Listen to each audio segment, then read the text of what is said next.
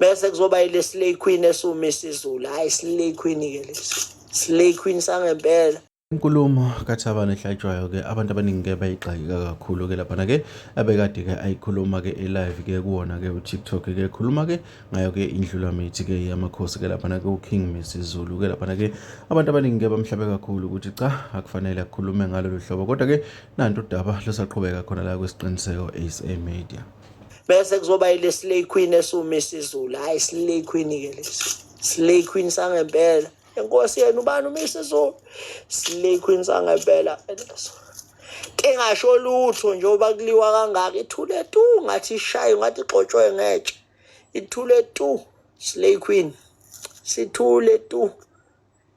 Vese mebe sewile emngeni. Emngeni. Thule tu Slay Queen. Fuck indaba yena.